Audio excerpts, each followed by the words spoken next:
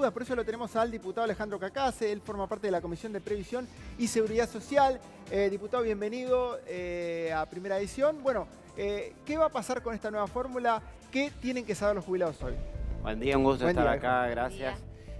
Tenemos una discusión muy importante que comienza ahora a las 10 en la Comisión de Movilidad Previsional. Afecta a 18 millones de beneficiarios, Sí. en verdad, porque son los 7 millones de jubilados y pensionados, pero también son todos los que reciben la asignación universal por hijo u otros beneficios.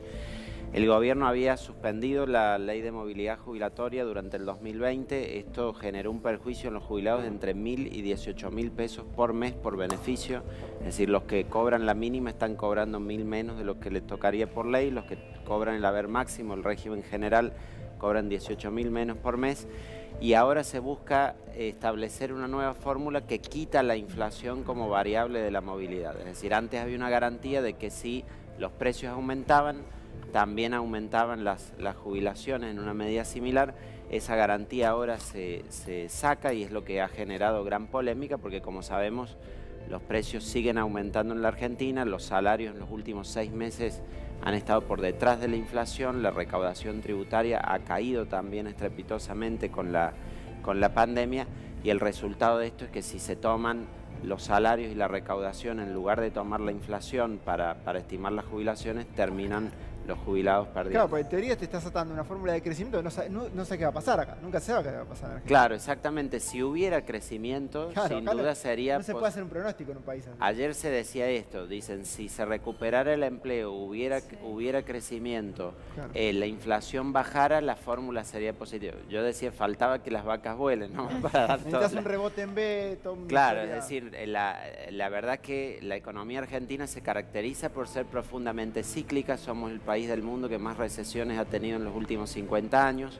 Llevamos 2 décadas con inflación en 2 dígitos.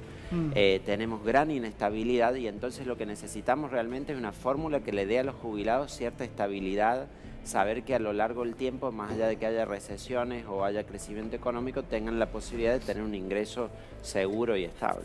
¿Gus?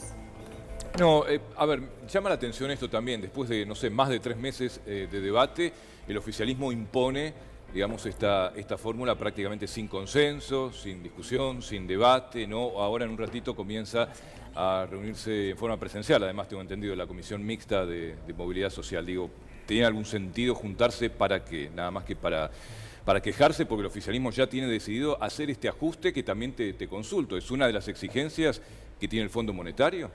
Sí, en lo político nos genera gran decepción eso porque habíamos hecho una comisión bicameral que tuvimos 16 jornadas con expositores, especialistas en la materia, economistas, juristas, jueces, todos para discutir una nueva fórmula previsional cuando el gobierno ya tenía decidido volver a la fórmula que tuvo desde el 2008 en la administración de Cristina Fernández de Kirchner. No surge el consenso de esa comisión.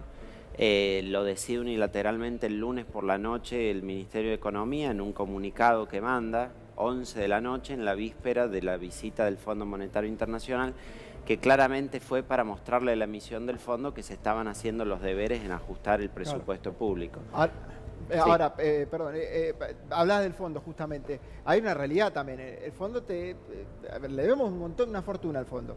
También te pide ciertas cosas y hay una manta corta, digo, no hay reserva, digo, hay una situación complicada. Yo sé que la están pagando los jubilados, digo, pero ¿hay alguna forma de obtener una ganancia un poquito mayor en las jubilaciones? Digo, o el plan que presentó el gobierno es el único que se puede hacer y es lo mejor que se puede hacer. Hay algo muy cierto que dijiste ahí, que es que la pagan siempre los jubilados. Sí. Y eso pasa porque la mitad de todo el gasto público es el gasto previsional, entonces es el lugar más visible para recortar. Sin embargo, hay informes, por ejemplo, del Banco Interamericano de Desarrollo que muestran que Argentina es el país que más gasto ineficiente tiene en toda América Latina, 7 puntos del PBI.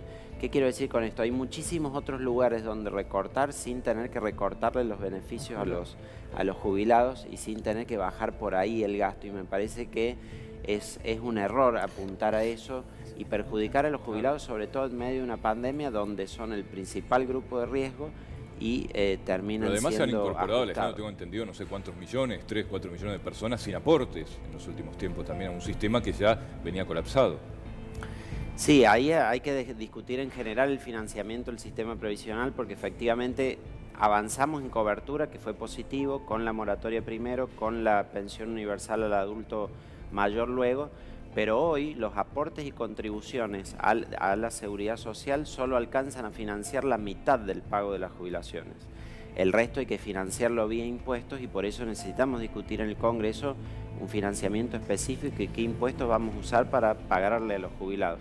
Es realmente un tema crítico. Piensen que, por ejemplo, la jubilación mínima hoy está en 18.000 pesos.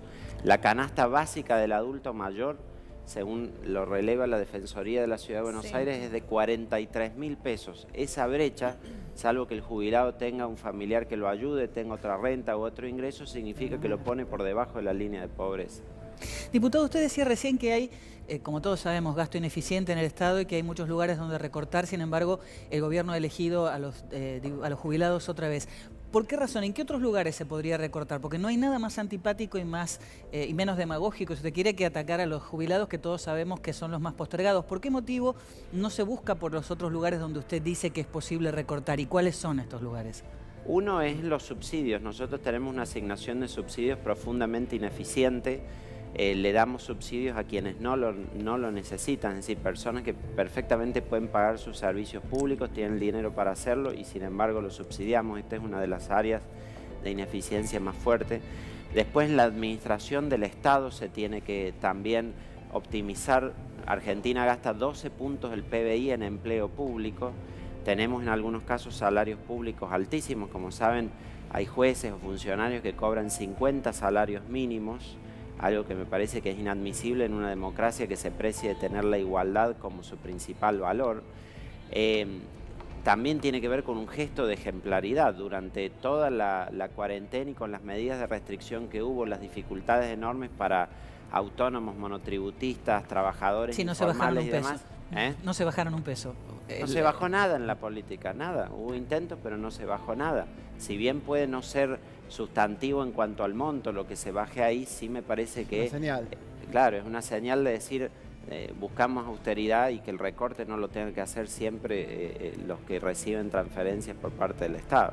Bueno, la verdad que te agradecemos siempre el tema, después de Boca River, el tema de debate acá siempre es los jubilados. Te agradecemos y bueno, gracias a ustedes, que mejore la situación. Gracias, Jorge.